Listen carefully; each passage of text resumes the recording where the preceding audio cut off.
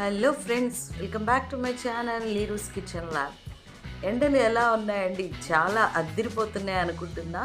Last 4 days నుంచి చక్కగా వర్షం పడుతూ బాగుంది అనుకున్నాం. మళ్ళీ ఈరోజు నుంచి ఎండలు ముదిరిపోయినాయి.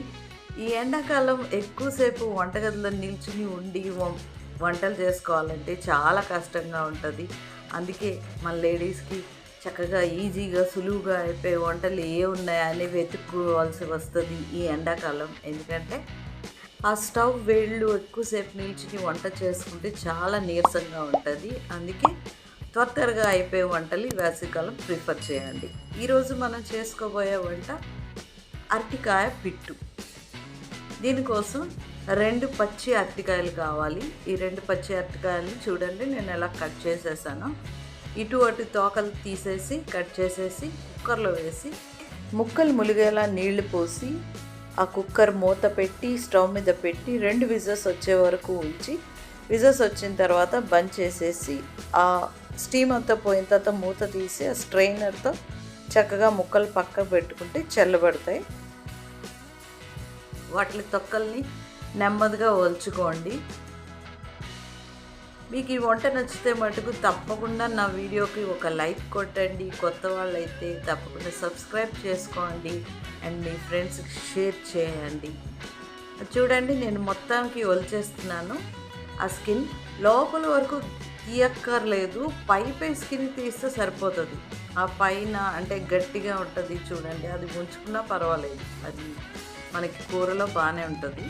అందుకే పై స్కిన్ అలా ఒలిచేసుకొని చక్కగా నెమ్మదిగా మ్యాష్ చేసుకోండి.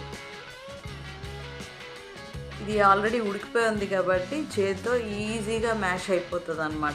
ఈజీగా మ్యాష్ ఆ తొక్క మీకు ఏమైనా అనిపిస్తే దాన్ని కూడా కొంచెం చిన్న చిన్న ముక్కలుగా చేతితో నలుపుకోండి. అంతే, చూసారా, అలా నలుపుకుంటే సరిపోతుంది.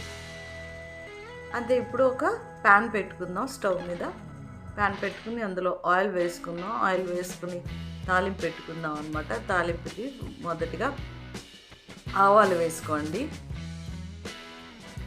తర్వాత కొద్దిగా జీలకర్ర, శనగపప్పు కొంచెం ఎక్కువ వేసుకున్నాను నేను. శనగపప్పు మధ్యలో నోటికి తగులుతూ బాగుంటుంది. ఆ తర్వాత మినప్పప్పు కూడా వేసుకుని కొద్దిగా ఫ్రై చేసుకోండి.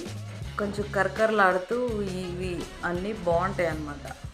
ఇప్పుడు సన్నగా తరిగి పెట్టుకున్న అల్లం ముక్కలు, ఉల్లిపాయలు పొడుగ్గా కట్ చేసుకున్న ఉల్లిపాయలు అండ్ పచ్చిమిర్చి, ఇవి పొడుగ్గా కట్ చేసుకున్న పచ్చిమిర్చి చిన్న ముక్కలు కూడా 2 వేసాను అనమాట నేను. అంటే ఇందులో ఇంకా నేను కారం యాడ్ చేయటం లేదు. అండ్ ఎండుమిర్చి కూడా యాడ్ చేశాను. మీకు కావాల్సి పొడి కారం కూడా వేసుకోవచ్చు. నేనైతే కారం వేయలేదు కాబట్టి పచ్చిమిర్చి ఎక్కువ వేసాను, చిన్నగా డిఫరెంట్గా కట్ చేసి.